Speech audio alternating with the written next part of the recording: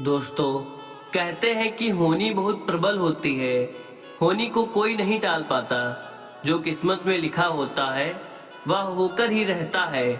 यह एक यमदूत और पंडित की कहानी है। कहानी बहुत ही शिक्षाप्रद एवं ज्ञानवर्धक है, इसलिए कहानी को अंत तक अवश्य देखिएगा। दोस्तों, पुराने समय की बात है। एक गांव में एक ज्ञानी पंडित रहा करता था। एक दिन अचानक उसे अपने बचपन के मित्र की याद आ जाती है। वह पंडित अपने बचपन के मित्र से मिलने के बारे में सोचता है और फिर वह अगले ही दिन अपने बचपन के मित्र से मिलने के लिए उसके गांव की ओर चला जाता है। पंडित का वह मित्र बचपन से ही एक पैर से अपाहिज और जुबान से गूंगा था। पंडित के गांव से उसके मित्र का घर काफी दूर था। वहां जाने के लिए रास्ते में कई छोटे बड़े गांव पड़ते थे। पंडित रास्ते में अपने मित्र से मिलने की खुशी में चला जा रहा था, क्योंकि आज वह बड़े दिनों के बाद अपने मित्र से मिलने के लिए जा रहा था। अभी वह कुछ दूर ही चल पाया था कि रास्ते में उसकी मुलाकात एक व्यक्ति से होती है। वह व्यक्ति भी पंडित के साथ ही चलने लगता है। उस आदमी को देखकर पंडित सोचने लगता है कि चलो अच्छा हुआ, इस व्यक्ति से बातें करते हुए रास्ता आसानी से कट जाएगी। बातें करने के उद्देश्य से पंडित उस व्यक्ति से उसका नाम पूछता है, तो उस व्यक्ति ने अपना नाम धर्मराज बताया। पंडित को यह नाम कुछ अजीब सा लगा, लेकिन उन्होंने नाम के विषय में ज्यादा कुछ पूछना उचित नहीं समझा। दोनों आपस में बातें करते हुए साथ साथ चल रहे थे। तभी रास्ते में एक छोटा सा गांव आता है। गांव के प्रवेश द्वार पर पहुंचते ही धर्मराज ने पंडित जी से कहा कि पंडित जी, आप आगे चलो, मुझे इस गांव में कुछ कार्य है। मैं वह कार्य समाप्त करके आपसे आगे मिलता हूँ। पंडित बोला ठीक है, और वह वहां से चलने लगता है। कुछ ही देर बाद खबर फैली कि एक व्यक्ति को आवारा सांड ने कुचल दिया। जैसे ही सांड ने उस व्यक्ति को कुचला, उसके ठीक कुछ देर बाद ही धर्मराज पंडित के पास वापस आ जाता है। फिर दोनों आगे की ओर चलना शुरू कर देते हैं। चलते चलते वह दोनों एक दूसरे गांव के मुख्य द्वार पर पहुंच जाते हैं। गांव के बाहर एक बहुत बड़ा और आलीशान मंदिर दिखाई देता है। वहां पर आराम करने की सुविधा भी काफी बढ़िया लग रही थी। पंडित के दोस्त का घर अभी भी वहां से काफी दूर था, और रात होने के कारण पंडित धर्मराज से कहते हैं कि जल्दी ही रात होने वाली है।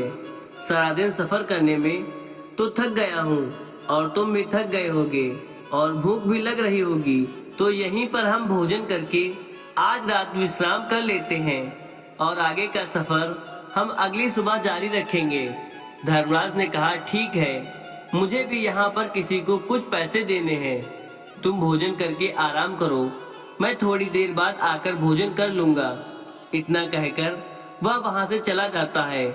लेकिन उसके जाते ही कुछ देर बाद उस गांव में धुआं उठता है और दिखाई देता है, और देखते ही देखते पूरे गांव में आग लग जाती है।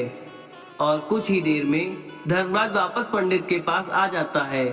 यह देखकर पंडित ने हैरानी से सोचा कि यह धर्मराज कुछ तो गड़बड़ है। यह जहाँ पर भी जाता है वहाँ पर कोई न कोई अनहोनी जरूर होती है। यह व्यक्ति कुछ तो अजीब है। लेकिन फिर भी पंडित जी ने धर्मराज से कुछ पूछना उचित नहीं समझा। अगले दिन सुबह होते ही दोनों फिर से अपनी यात्रा शुरू कर देते हैं। कुछ समय बाद आगे एक गांव और आ जाता है। धर्मराज ने फिर पंडित से कहा कि पंडित जी, आप आगे चलिए, मुझे इस गांव में अपने मित्र के भाई से मिलने जाना है।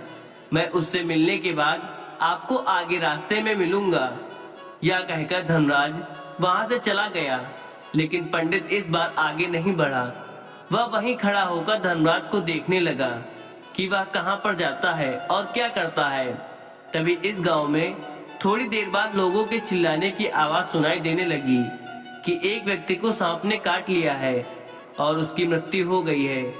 ठीक उसी समय धर्मराज फिर से पंडित के पास पहुंच गया। लेकिन इस बार पंडित से रहा नहीं गया, और उसने धर्मराज से पूछा कि तुम जिस गांव में भी जाते हो वहां कोई ना कोई अनहोनी जरूर हो जाती है। क्या तुम मुझे बता सकते हो कि आखिर ऐसा क्यों हो रहा है? तब धर्मराज मुस्कुराते हुए पंडित जी से कहने लगता है कि आप तो मुझे बहुत ज्ञानी मालूम पड़ते थे, इसलिए मैं आपके साथ चलने लगा था, क्योंकि ज्ञानी व्यक्तियों का साथ बहुत अच्छा होता है, परंतु आप अभी तक नहीं समझ पाए कि मैं कौन हूँ। पंडित ने कहा, मुझे तो पहले ही शंका थी कि तुम कोई आम व्यक्ति नहीं हो। अगर आप स्वयं ही अपना परिचय दे दी तो मुझे आपको समझने में आसानी हो जाएगी। तब धर्मराज ने जवाब दिया कि मैं लोगों के प्राण हरने वाला यमदूत हूँ, और जिन लोगों की उम्र पूरी हो चुकी थी, यमराज की आज्ञा से उन लोगों के प्राण हरण करता हूँ। पंडित को पहले से ही इस बात की आशंका थी, फिर भी धर्मराज के मुंह से ऐसी बातें सुनकर पंडित जी कुछ क्षण के लिए घबरा गए, लेकिन फिर भी हिम्मत करके पूछते हैं कि अगर तुम सच में कोई यमदूत हो तो मुझे यह बताओ कि अगली मृत्यु किसकी होने वाली है। धर्मराज ने बड़ी सरलता से जवाब दिया कि अगली मृत्यु तुम्हारी उसी मित्र की होनी है जिससे तुम मिलने जा रहे हो, और तुम ही उसकी मृत्यु का कारण बनोगे। यह बातें सुनकर पंडित सहम गया और सोच में पड़ गया कि अगर सच में यह यमराज का भेजा हुआ दूत हुआ तो उसकी यह बात भी सच होगी, और मेरे ही कारण मेरे बचपन के सबसे अच्छे मित्र की मृत्यु हो जाएगी। इसलिए अच्छा तो यही होगा कि मैं उससे मिलने की बजाय वापस अपने घर लौट जाऊं। कम से कम मैं अपने मित्र की मृत्यु का कारण तो नहीं बनूंगा। धर्मराज ने मुस्कुराते हुए कहा, तुम जो सोच रहे हो वह सब मुझे पता है, मगर तुम्हारे अपने घर लौट जाने से नियति नहीं बदल जाएगी। तुम्हारे मित्र की मृत्यु तो निश्चित है, और वह अभी कुछ ही पलों में घटित होने वाली है। धर्मराज के मुख से ऐसी बातें सुनकर पंडित को एकदम झटका सा लगा, क्योंकि धर्मराज ने पंडित के मन की बातें पढ़ ली थी, जो कि एक सामान्य व्यक्ति के लिए संभव नहीं था। अब पंडित को विश्वास हो गया कि यह धर्मराज सचमुच यमदूत है। जब पंडित जी को यह पूर्ण विश्वास हो गया कि धर्मराज सच में यमदूत है, तो वह घबरा गया और वह अपने मित्र की मृत्यु का कारण नहीं बनना चाहता था। इसलिए वह पलटकर अपने गांव की तरफ वापस जाने लगा। लेकिन जैसे ही पंडित वापस जाने के लिए मुड़ा, तभी उसने देखा कि उसका मित्र तेजी से उसकी ही तरफ चला आ रहा है, जो कि पंडित को देखकर अत्यंत प्रसन्न दिखाई पड़ रहा था। अपने मित्र के आने की गति को देखकर पंडित को ऐसा लगा कि जैसे उसका मित्र काफी देर से उसका ही पीछा कर रहा था, लेकिन वह बचपन से ही गूंगा है और पैर से भी लंगड़ा था, इसलिए ना तो वह पंडित को आवाज देकर रोक पाया था और ना ही उस तक पहुंच पा रहा था। लेकिन जैसे ही वह पंडित के पास पहुंचा, अचानक ही जमीन पर गिर पड़ा और उसकी मृत्यु हो गई। पंडित एकदम से हक्का बक्का होकर धर्मराज की ओर देखने लगा, जैसे कि वह पूछना चाह रहा हो कि आखिर ये क्या हुआ। धर्मराज पंडित के मन में उठे हर प्रश्न को समझ गया और बोला, तुम्हारे मित्र ने पिछले गांव में ही तुम्हें देख लिया था और ये वहीं से ही तुम्हारा पीछा कर रहा था, लेकिन गूंगा और लंगड़ा होने की वजह से वह तुम तक पहुंच नहीं पाया। उसने अपनी पूरी ताकत लगाकर तुम तक पहुंचने का प्रयास किया, लेकिन बुढ़ापे में बचपन जैसी ताकत नहीं होती, इसलिए उसे दिल का दौरा पड़ गया और यही उसकी मृत्यु का कारण बन गया। वह तुमसे मिलने के लिए अपनी सीमाओं को तोड़कर तुम्हारे पीछे भाग रहा था, इसलिए अपने मित्र की मृत्यु का कारण भी तुम ही कहलाओगे। अब पंडित को पूर्णतः विश्वास हो गया कि धर्मराज यमदूत है और उसका कार्य जीवों के प्राण हरना है। लेकिन पंडित एक समझदार व्यक्ति था। वह यह भी जानता था कि मृत्यु पर किसी का वश नहीं चलता, सबको एक न एक दिन मरना ही है। यही सोचकर उसने अपने आप को संभाल लिया और अचानक ही पंडित के मन में अपनी मृत्यु के बारे में पूछने की भी इच्छा हुई। और पंडित धर्मराज से पूछने लगा कि जब मृत्यु मेरे दोस्त की होनी थी तो तुम मेरे साथ क्यों चल रहे थे। यह प्रश्न सुनकर धर्मराज जोर से हंसा और बोला, मैं तो हर पल सभी के साथ चलता हूँ, किंतु तुम लोग पहचान नहीं पाते, क्योंकि लोगों के पास अपनी समस्याओं के अलावा किसी और व्यक्ति का वस्तु या घटना के बारे में सोचने के लिए इतना समय होता ही नहीं है। पंडित ने कहा, तो क्या तुम यह बात बता सकते हो कि मेरी मृत्यु कब, कहां और कैसे होगी। धर्मराज ने कहा, हालांकि किसी भी सामान्य जीव के लिए अपनी मृत्यु के बारे में जानना ठीक नहीं है, क्योंकि कोई भी जीव हो वह अपनी मृत्यु के बारे में जानकर दुखी हो जाता है। तुम ज्ञानी व्यक्ति मालूम पड़ते हो और तुमने जिस तरीके से अपने मित्र की मृत्यु को सहन कर लिया है उसे देखकर लगता है कि तुम अपनी मृत्यु के बारे में जानकर दुखी नहीं होगे। इसलिए मैं तुम्हें तुम्हारी मृत्यु का स्थान व समय बता देता हूँ। तुम्हारी मृत्यु आज से ठीक 6 महीने बाद आज के ही दिन किसी दूसरे राज्य में फांसी लगने से होगी। और सबसे हैरानी की बात तो यह होगी कि तुम स्वयं ही खुशी से उस फांसी को स्वीकार कर लोगे। इतना कहकर धर्मराज वहां से चला गया, क्योंकि अब धर्मराज के पास पंडित के साथ चलते रहने का कोई कारण नहीं बचा था। इसके बाद पंडित ने अपने मित्र के शरीर का अंतिम संस्कार किया और उसका क्रियाकर्म करके अपने गांव वापस आ गया। लेकिन कोई व्यक्ति कितना भी ज्ञानी क्यों न हो, अपनी मृत्यु के बारे में जानकर दुखी तो होता ही है और मृत्यु से बचने का कोई न कोई उपाय भी खोजता है। पंडित ने भी वही किया। पंडित भी किसी भी तरह अपनी मृत्यु से बचने का उपाय सोचने लगा। क्योंकि पंडित विद्वान था, इसलिए उसकी पहचान उस राज्य के राजा तक थी। पंडित ने सोचा कि राजा के पास तो कई सारे ज्ञानी मंत्री हैं, वह मेरी मृत्यु से संबंधित समस्या का कोई न कोई समाधान अवश्य ही निकाल देगा। पंडित यही सोचता हुआ राजा के दरबार में पहुंच जाता है और राजा को सारी घटना के बारे में बताता है। राजा ने अपने मंत्रियों को सारी समस्या बताई और उनसे सलाह मांगी। अंत में सभी ने विचार विमर्श करके कहा कि अगर पंडित की बात सही है तो उसकी मृत्यु भी 6 महीने के बाद ही होगी। लेकिन मृत्यु तो तब होगी जब वह किसी दूसरे राज्य में जाएगा। यदि वह किसी दूसरे राज्य में जाए ही ना तो मृत्यु भी नहीं होगी। मंत्रियों की सलाह राजा को भी सही लगी। इसके बाद राजा ने पंडित के रहने की सारी व्यवस्था महल में ही कर दी। राजा के आदेश के बिना उस पंडित से किसी को भी मिलने नहीं दिया जाता था, लेकिन पंडित कहीं भी आ जा सकता था ताकि पंडित को यह न लगे कि वह राजा की कैद में है। परंतु पंडित डर के मारे स्वयं ही कहीं आता जाता नहीं था। धीरे धीरे कई महीने गुजर गए और पंडित की मृत्यु का समय नजदीक आने लगा और अंततः वह भी दिन आ गया जिस दिन पंडित की मृत्यु होनी थी। जिस दिन पंडित की मृत्यु होनी थी उस रात पंडित डर के मारे जल्दी सो गया ताकि जल्दी से वह रात बीत जाए और अगला दिन आ जाए ताकि मृत्यु टल सके। लेकिन पंडित को नींद में चलने की बीमारी हो गई थी और नींद में चलने की बीमारी तभी होती है जब वह व्यक्ति रात को ठीक से सो नहीं पा रहा हो। पंडित भी अपनी मृत्यु को लेकर बहुत चिंतित रहता था।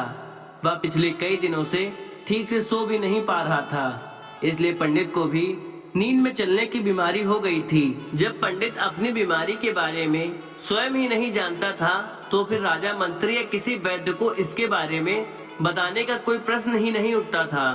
उस रात जब वह सो रहा था तो अचानक पंडित को नींद में चलने का दौरा पड़ गया। वह उठा और महल से निकलकर राजा के अस्तबल में पहुंच गया।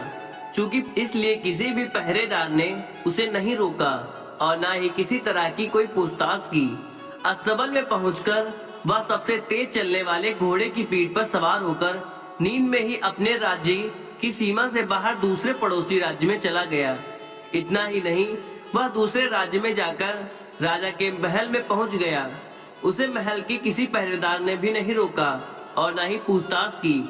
सभी लोग रात्रि का अंतिम पहर होने के कारण गहरी नींद में थे। वह पंडित सीधे राजा के शयन कक्ष में पहुंच गया जहां राजा रानी सो रहे थे। वहीं पर पंडित भी जाकर सो गया।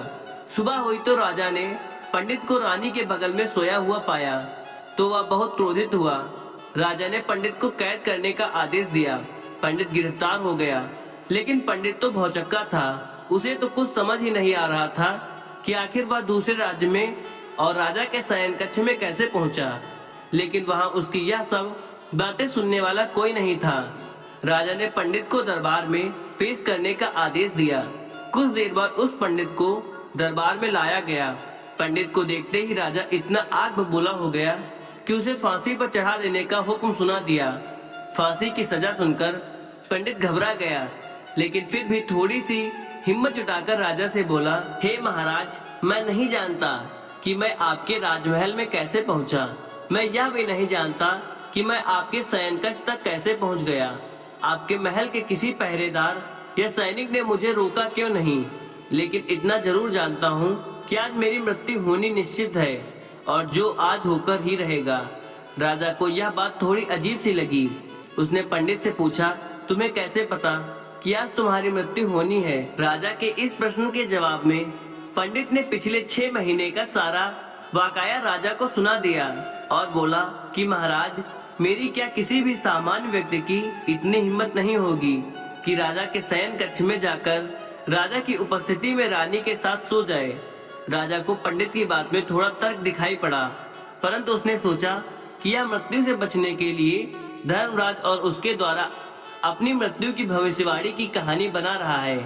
राजा ने पंडित से कहा कि ये तुम्हारी बात सत्य है और आज तुम्हारी मृत्यु का दिन है, तो आज तुम्हारी मृत्यु का कारण मैं नहीं बनूंगा, लेकिन ये तुम्हारी बात झूठी निकली तो निश्चित ही आज तुम्हारी मृत्यु का दिन होगा, क्योंकि जिस राज्य से पंडित आया था उस राज्य का राजा इस राजा का मित्र था। इसलिए राजा ने तुरंत अपने सैनिकों को पड़ोसी राजा के पास भेजकर पंडित की बात की सत्यता का प्रमाण मांगा। भेजे गए सैनिक कुछ ही समय बाद लौट आए और उन्होंने राजा को बताया कि महाराज, पंडित जो कुछ भी कह रहा है वह सब सत्य है। पड़ोसी राज्य के राजा ने पिछले 6 महीने से पंडित के रहने की सारी व्यवस्था अपने ही महल में कर रखी थी। यह पंडित राजा का खास मेहमान था। कल शाम राजा आखिरी बार पंडित से उसके कक्ष में मिले थे और उसके बाद यह इस राज्य में कैसे पहुंच गया, इसकी जानकारी किसी को भी नहीं है। इसीलिए उसे राज्य के राजा के अनुसार पंडित को फांसी देना ठीक नहीं है। लेकिन राजा के सामने यह नई समस्या थी, क्योंकि उसने बिना पूरी बात जाने ही पंडित को फांसी की सजा सुना दी।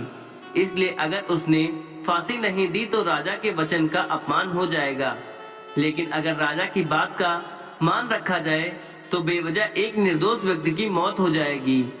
राजा ने अपने सभी मंत्रियों से इस बारे में सुझाव मांगा, तो मंत्रियों ने राजा को ऐसा सुझाव दिया कि महाराज, पंडित को एक कच्चे सूत के धागे से फांसी लगवा दीजिए। इससे आपके कथन का मान भी रह जाएगा और कच्चे सूत के धागे से पंडित को फांसी भी नहीं लगेगी और उसके प्राण भी बच जाएंगे।